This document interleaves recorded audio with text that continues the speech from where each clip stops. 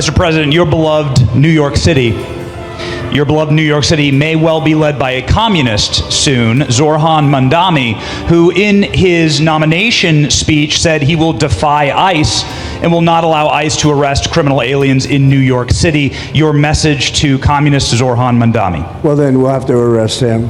Look, we don't need a communist in this country, but if we have one, I'm going to be watching over him very. The president said yesterday, do you plan to take any steps to shield yourself from aggressive oversight? That could happen, and so what are they? So I'll start with the buses. Hai sahabat akal sehat, Miko 17 kembali hadir menyajikan kabar hangat dan tajam. Faktual sesuai dengan fakta, bukan drama penuh rekayasa. Mari kita buka mata, telinga, dan logika. Di tengah hiruk-pikuk politik Amerika, ancaman bukan lagi datang dari luar negeri, tapi justru dari seorang presiden biadab yang ketakutan melihat anak muda muslim bersuara. Si rambut jagung, si mulut ember Donald Trump kembali membuka mulutnya, kali ini untuk menyerang Zohran Mamdani, calon wali kota New York City yang berani membela kaum tertindas dan berani menyuarakan Palestina. Dalam pidatonya, si rambut jagung menuduh Mamdani sebagai komunis muslim, bahkan mengancam akan menangkapnya jika ia terpilih dan membela imigran. Seolah-olah suara keadilan adalah ancaman bagi Amerika. Padahal yang sesungguhnya yang ia takuti adalah generasi baru anak muda muslim yang tidak bisa dibungkam. City, your message to communist Zohran Mamdani? Well, then we'll have to arrest him. Look, we don't need a communist in this country, but if we have one, I'm going to be watching over him very carefully on behalf of the nation. We send him money. We send him all the things that he needs to run a government. And by the way, they get about 3 times what you get, Ron. If you look at the per capita, Florida gets 1/3 of what New York gets in terms of the numbers. Why don't you give us those numbers? Yeah, well, because that's what we should send him. Yeah, well, like sometimes people say Florida gets more because they count Social Security recipients, but that's not money to the state. Those are seniors that live here. If they moved to North Carolina, you could count it there. So it has no interaction with the state government. They get more in the city and state governments than we get. Right, substantially. We're going to be watching that very carefully, and a lot of people are saying he's here illegally. We're going to look at everything, and ideally. He's going to turn out to be much less than a communist. But right now, he's a communist. That's not a socialist. I've always said, we will not have socialism in this country. In the speeches, I said, well, what? They skipped socialism. And you got a lot of them like that. Look, so far he's winning. He still has a race to win, but so far he's winning, and he has an advantage as a Democrat in New York City. I was there a long time ago, and it was a long time since a Republican won the city. Yeah, but you would think that a Republican would be able to win. Or you have a good independent running, Mayor Adams, who's a very good person. I helped him out a little bit. He had a problem, and he was unfairly hurt over this question. He made a statement to the effect that this is terrible. New York City can't have all these immigrants come in. And like he was indicted the following day. I said, don't feel bad. I got indicted 5 times. Every time you opened your mouth. That was a bad group. That was a very dangerous group, I will tell you. These were not nice people. That was the only thing they could do. They had no policy, they had no skill, they had no anything. But they were very good at that. They were vicious, horrible people. Thank you very much. Tapi Zohran Mamdani tak gentar. Justru Zohran Mamdani membalas apa yang disampaikan si rambut jagung, si mulut ember Donald Trump dengan merespon lebih tajam dan berani.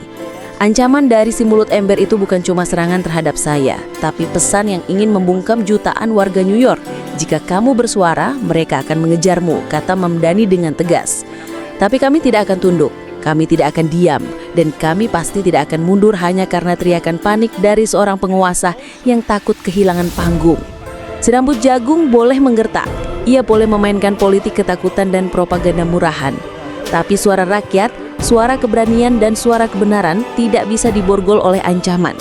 Zohran Mamdani berdiri bukan hanya untuk dirinya, ia berdiri untuk seluruh imigran, untuk seluruh warga New York, dan untuk masa depan Amerika yang lebih berani, lebih adil, dan lebih manusiawi. Dan satu hal yang perlu diingat, demokrasi tidak akan dikalahkan oleh seorang mulut ember yang ketakutan ditinggal zaman.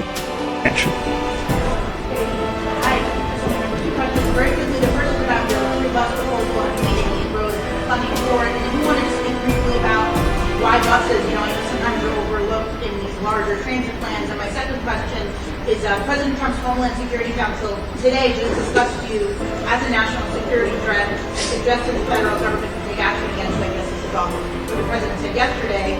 Do you plan to take any steps to shield yourself from aggressive oversight? That could happen, and if so, what are they? So I'll start with the buses. You know, a few years ago, my then Chief of Staff, now Campaign Manager, L. Bisgard Church, and I started a listening tour with transit experts, advocates, and the MTA itself. And it was in a meeting with senior officials at the MTA where someone remarked to me that if you really cared about equity, you would focus first on the buses. And it was a suggestion, and I took it to heart, because what it spoke to is the fact that bus riders are disproportionately working class across these 5 boroughs. There are more than 1 million New Yorkers who ride them every day. And these are the slowest buses in the country. When I am late and I'm getting off of the train and I'm walking up the steps, I'm walking faster than that bus. The average speed is 8 miles an hour. In parts of Manhattan, it's lower than 6. And what New Yorkers deserve is a way to get around this city that makes sense. And they deserve a system that is reliable, that is safe, that is efficient. And as an assembly member who, alongside the Deputy Majority Leader Mike Gianaris in the state Senate, won the first fare-free bus pilot, we saw that in making a bus free, it wasn't just economic relief. It was that ridership then went up by up to 38%. It was public safety, as assaults on bus drivers went down by 38.9%. And it was also a question of the environmental impacts, as 11% of new riders got out of a car or a taxi and got onto the bus. One of the many things that makes me proud to be a New Yorker is public transit. And as I speak to New Yorkers across the 5 boroughs, I hear their desire for world-class public transit. And to make a bus free is to take one significant step towards that. And I'm excited to work with Governor Hochul, who has been laser focused on the question of affordability, and with the MTA in identifying the revenue that will pay for this and in actually bringing it into effect such that every New Yorker can benefit from what we already saw those 5 routes bring about. Yesterday, Donald Trump said that I should be arrested. He said that I should be deported. He said that I should be denaturalized. And he said those things about me, someone who stands to be the first immigrant mayor of this city in generations, someone who would also be the first Muslim and the first South Asian mayor in this city's history. Less so because of who I am, because of where I come from, because of how I look or how I speak, and more so because he wants to distract from what I fight for. I fight for working people. I fight for the very people that have been priced out of this city, and I fight for the same people that he said he was fighting for. This is the same president who ran on a campaign of cheaper groceries, who ran on a campaign about easing a suffocating cost of living crisis.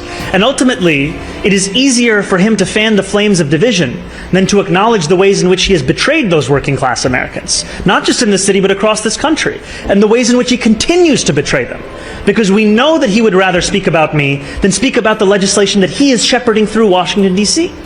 Legislation that will quite literally take health care away from Americans. Legislation that will steal food from the hungry. Legislation that looks to build upon one of the largest transfers of wealth we've seen in recent history in his first administration and do it once again for the very Americans who already have enough. We should be fighting for those that do not have what they need to live a dignified life. That is what I will do, and I am thankful to have the protection and to have the support of so many New Yorkers who have stood up and said how unacceptable this is, including our governor, including members of the labor movement. And ultimately what I fear for is that if this is what Donald Trump and his administration feel comfortable about saying about the Democratic nominee for the mayor of New York City, imagine what they feel comfortable saying and doing about immigrants whose names they don't even know. He's a convicted felon. Just have come out of a primary where sometimes